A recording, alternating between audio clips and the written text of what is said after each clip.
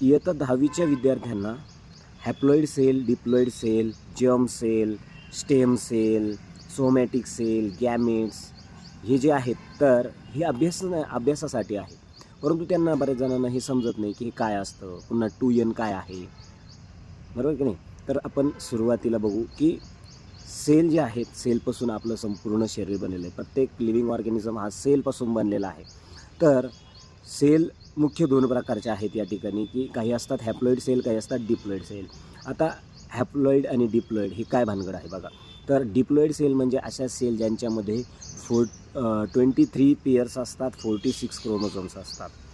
आणि haploid sale जे आहेत त्यांच्यामध्ये फक्त आणि फक्त 23 क्रोमोझोम्स असतात आणि ते पेयर्समध्ये नसतात, त्यांच्या जोड्या नसतात.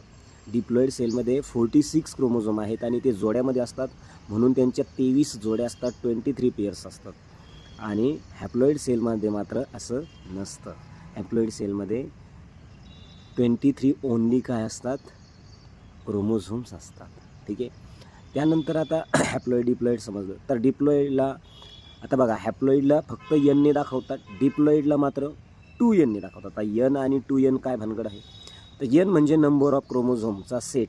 बघा, 2 हॅप्लॉइड सेल बनून एक डिप्लॉइड सेल बनते. ज्यावेळेस एखाद्या सजीवाचा जन्म होतो त्यावेळेस. ठीक आहे.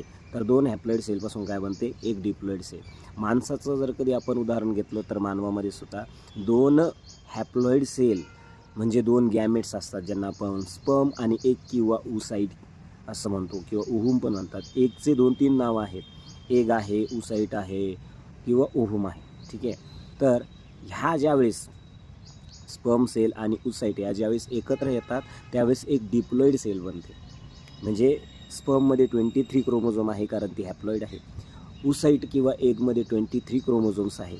मग 23 + 23 2 सेल एकत्र येतात म्हणजे 23 म्हणजे 46 क्रोमोझोम एकत्र येत आहेत. कळालं का. म्हणून ती डिप्लॉइड बनत असते. तर हे बऱ्याच विद्यार्थ्यांना याचा समस्या असते. तर अशा विद्यार्थ्यांसाठीच हा व्हिडिओ मी बनवलेला आहे. त्यानंतर हॅप्लॉइड आणि डिप्लॉइड कळाला आहे. 1 सेट म्हणजे काय, ज्याच्यामध्ये 23 क्रोमोझोम असतात त्याला आपण 1 सेट क्रोमोझोम म्हणजेच त्याला Nने दर्शवतो. आणि ज्या सेलमध्ये 23च्या 2 जोड्या असतात म्हणजे 23 क्रोमोझोम मदरचे असतात आणि 23 क्रोमोझोम फादरचे असतात म्हणजे 2 सेट झाले. एक फादरचा 23चा सेट आणि एक मदरचा 23चा सेट म्हणजे 2 सेट, म्हणून त्याला 2Nने दर्शवतात. तर डिप्लॉइड सेट ही 2Nने का दर्शवतात, तर त्याच्यामध्ये 2 सेट्स ऑफ क्रोमोझोम म्हणजे 23 क्रोमोझोमच्या 2 जोड्या असतात, म्हणून त्याला आपण 2N म्हणतो. आणि हॅप्लॉइड सेलला आपण N का म्हणतो, कारण त्याच्यामध्ये एकच जोडी आहे म्हणजे एकच सेट आहे, 23 क्रोमोझोम्स आहेत आणि ते पेयर्समध्ये नाही आहेत म्हणून. तर तुम्हाला आता हॅप्लॉइड म्हणजे काय, डिप्लॉइड म्हणजे काय हे समजलं. त्यानंतर तुम्हाला हेही समजलं की 2N आणि N हे काय भानगड असते. ठीक आहे. आता हे सोमॅटिक सेल काय, सोमॅटिक सेल म्हणजे वेगळं काही नाही, तर हॅप्लॉइड सेल वेगळ्या केल्या. हॅप्लॉइड सेल सोडून काय म्हणतोय मी, हॅप्लॉइड सेलला पकडायचं नाही. म्हणजे 2 आपल्या शरीरामध्ये 2च हॅप्लॉइड सेल असतात. म्हणजे मानवाचा विचार केला तर मेलमध्ये एकच हॅप्लॉइड सेल आहे आणि फिमेलमध्ये एक हॅप्लॉइड सेल आहे. मेलमधल्या हॅप्लॉइड सेलचं नाव आहे स्पर्म आणि फिमेलमध्ये जे हॅप्लॉइड सेल आहे तिचं नाव आहे oocyte किंवा ओव्हम किंवा एग. तिला 3 नाव आहे, oocyte, ओव्हम आणि एग. तुम्ही कोणतंही यूज करू शकता. आय होप तुम्हाला हेही कळालं असेल. आणि यांनाच आपण गॅमेटसुद्धा म्हणतो. ठीक आहे. यांना आपण सेक्स सेल असं सुद्धा म्हणतो. कळालं का. सेक्स सेल म्हणजेच गॅमेट्स म्हणजे स्पर्म आणि oocyte. ठीक आहे. तर मेलमध्ये ह्या फक्त एकच सेल आहे. जर कधी मेलमधली स्पर्म सेल बाजूला केली तर बॉडीमध्ये जेवढ्या पण सेल आहेत त्या सर्व सोमॅटिक सेल आहेत. लक्षात आलं. मेलमधली जर कधी आपण स्पर्म सेल वेगळी केली तर बॉडीमध्ये जेवढ्याही सेल आहेत त्या सर्व काय आहेत, तर त्या सर्व सेल ज्या आहेत त्या कोणत्या सेल आहेत, सोमॅटिक सेल आहे. आणि सर्व सोमॅटिक सेल ह्या डिप्लॉइड सेल आहेत. सर्व सोमॅटिक सेल काय आहेत, डिप्लॉइड सेल. ही आपल्याला लक्षात आलं पाहिजे की सर्व सोमॅटिक सेल ह्या डिप्लॉइड सेल असतात. ठीक आहे. आणि डिप्लॉइड सेलपासूनच काय बनते, हॅप्लॉइड सेल. आणि 2 हॅप्लॉइड सेलपासून काय बनते, एक डिप्लॉइड सेल. हेही आपल्याला माहिती असलं पाहिजे. आता सोमॅटिक सेल कळालं, स्टेम सेल कळालं, गॅमेट्स स्टेम सेल राहिलं आहे ना. तर बघा, स्टेम सेल म्हणजे ही बॉडी सेलच असते. ठीक आहे. ज्यावेळेस सुरुवात होते आपल्या शरीर बनण्याची, ज्यावेळेस सुरुवात होते त्यावेळेस जर्म्स लेयर्स तयार होत असतात.